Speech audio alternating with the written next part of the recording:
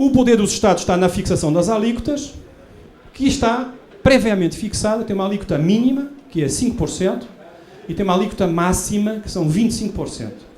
E quando vocês vão analisar quais são as alíquotas dos Estados, é o que vocês quiserem. Na chamada normal, que está entre 15 e 25, você tem para todos os gostos. Você escolhe, você tem 15, 16, 17, 20.1, 25, todos têm. E vocês perguntam, já vou explicar porque é que isso não prejudica a economia. Porque é que isso permite, qual é o esquema que permite que isso não prejudique a economia. Mas a opção é do Estado. Por exemplo, o Estado português tinha 16, depois passou para 17, depois para 19 e agora 21. Por quê? Porque estava precisando de receita. Então foi aumentando a alíquota do IVA porque estava precisando de receita para combater o déficit. Isso prejudicou muito os produtos portugueses? Não. Por quê? Porque a tributação é uma tributação no destino e a alíquota é a alíquota zero. Ou seja, o produto que vai para o exterior não vai onerado, vai desonerado de imposto. Logo, o consumidor português paga um pouco mais, mas isso tem o efeito de você ter um pouco menos de dinheiro no bolso, não é? Só esse, mais nenhum. Não prejudica a economia. Não prejudica a livre concorrência, não prejudica a não discriminação, não prejudica a neutralidade. É que enquanto isto não for agenda no Brasil, eu garanto para vocês não vão conseguir resolver o problema. Eu digo isto em base estritamente científica. Se isto não for agenda, não tem como resolver o problema do Brasil. Me perdoem, mas eu não vejo outra forma de sair daí. Vamos lá. Ora bem, o segredo do não prejuízo em relação entre os vários Estados é a alíquota zero e a tributação no destino. Portanto, um produto que é produzido em Portugal, quando sai para ser vendido na Inglaterra, quando ele entra na fronteira inglesa, tem o IVA inglês esperando por ele. Igual que nem o produto da Inglaterra. Então, o problema entre os sapatos feitos em Portugal e os sapatos feitos na Inglaterra é um problema de qualidade do sapato, design do sapato, e não um problema tributário, não um problema fiscal. Porque o IVA que incide sobre o sapato português é igual ao do IVA do sapato inglês. Igual do sapato italiano e todos os outros. Ou seja, ele sai com zero e quando entra, no momento em que entra, recebe a alíquota do próprio Estado. O que é que isto permite? Permite a tal neutralidade que eu falei, a não discriminação. Não há uma discriminação entre o sapato tributário, entre o sapato português e o sapato inglês. A diferença é uma diferença de custo de matéria-prima, custo de mão de obra e de design, de qualidades e da opção do consumidor. Está certo? E este é o pequeno grande segredo na lógica da tributação europeia. É isso que permite que a Dinamarca tenha todos os produtos a 25%, todos, sem exceção, e o Luxemburgo tenha uma taxa máxima de 15%, tendo outros produtos a 5% e outros exonerados. Portugal tem 21%, a Espanha, que está mesmo ao lado, tem 16%. No entanto, o custo objetivo de um produto em Portugal e em Espanha, a diferença não é equivalente à alíquota. Tem a ver com custos de produção, com margens de lucro e outras condicionantes que têm a ver com a produção, com o mercado. Ou seja, o problema não é exclusivamente tributário, tem a ver com a capacidade produtiva. Portanto, como é que isto tudo é controlado? É controlado através do Comitê IVA Europeu, que faz um acompanhamento permanente da reforma em Bruxelas. Quem constitui? Os fazendários. É um pouco o CONFAS, o vosso CONFAS. Com a diferença que o de lá funciona. E o de cá, infelizmente, enfim, vocês não deixam funcionar, não é? Eu sempre disse, vou dar um exemplo para vocês que para mim é paradigmático. Suponham que alguém, um colega fazendário no Comitê IVA Europeu, chegava e dizia assim: Portugal vai largar o IVA. A primeira reação do pessoal era desatar tudo a rir, dizer, o cara está brincando, né? É brincadeira, né? Virou carnaval isso aí. Ninguém nem ia acreditar. Por quê? Porque o pressuposto não se está sempre discutindo. Agora deixem passar para a vossa realidade. O representante de um Estado chega na reunião do CONFAS e na reunião anterior se comprometeu a acabar com as exonerações. Nessa reunião seguinte traz uma lista daquelas que quer ainda aditar às outras que já existiam anteriormente e que não tinham sido aprovadas pelo CONFAS.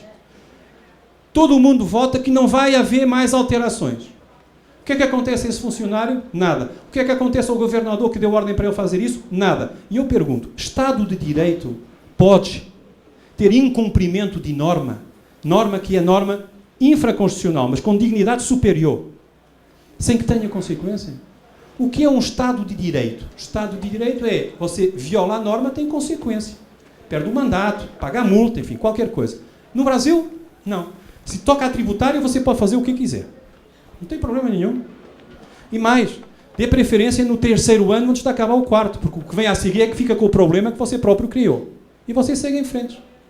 Isto é, do ponto de vista da gestão de um país, Estado de Direito, e o Brasil é um Estado de Direito, absolutamente espantoso. Eu sou jurista.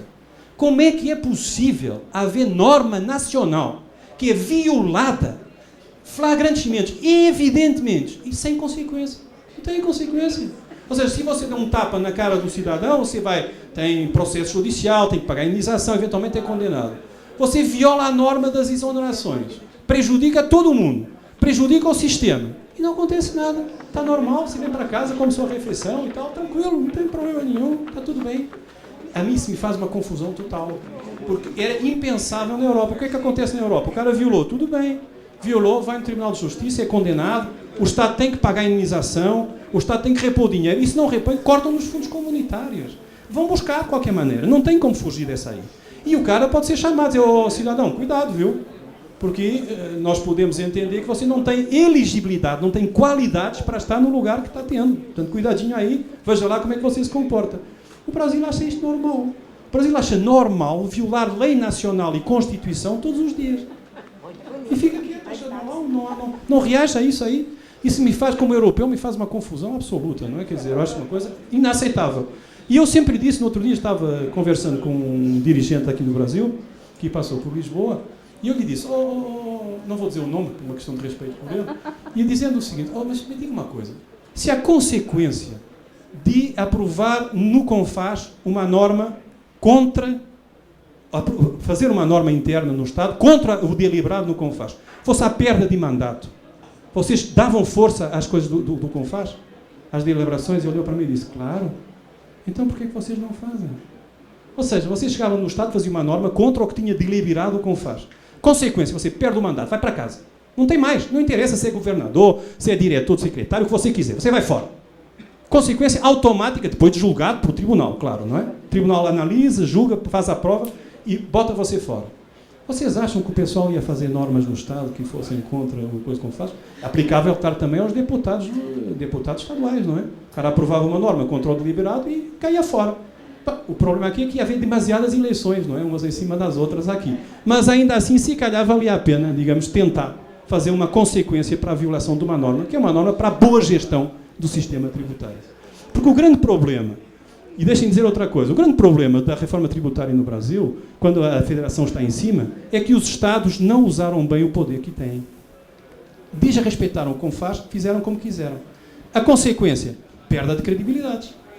Porque tiveram uma decisão no CONFAS, mas não estão cumprindo com essa decisão. A consequência, vocês veem, e o ataque que se fala, não é tanto um ataque, é a resolução das questões técnicas, como estamos falando, que, como eu digo, tem que fazer parte da agenda. Porque se não fizerem parte da agenda, não tem como resolver o problema. Ora bem, Tribunal de Justiça, já falei, aplicação de direito europeu pelos tribunais nacionais. É uma pequena descoberta que foi feita e que é importante, e que é a seguinte. Tem um caso que é um caso de violação do direito europeu no direito nacional. Não tem que ir sempre ao Tribunal de Justiça para resolver. Depois do Tribunal de Justiça determinar que o caminho é aquele, o juiz nacional se assume como juiz europeu e faz a aplicação. Mutatis mutandis, vamos pôr na realidade brasileira. O juiz do Estado está analisando uma determinada norma, que é considerada ilegal porque contra a deliberação do CONFAS. O Tribunal Constitucional, aqui o Superior Tribunal, deliberou que era efetivamente contra a norma. É ilegal. O juiz passa a aplicar automaticamente. O caso vai para a discussão, o contribuinte bota na coisa e pumba, cai logo. Então não tem que estar sempre a ir ao Tribunal de Justiça, não precisa. O próprio juiz nacional aplica o direito europeu dizendo eu não vou aplicar essa norma porque é contra, obviamente, o direito europeu, de acordo com o acórdão tal do Tribunal de Justiça das Comunidades. É uma pequena grande coisa, não é? Mas é uma pequena coisa que faz uma enorme diferença na gestão do sistema, nomeadamente de um sistema complexo como é o vosso sistema. Vamos em frente?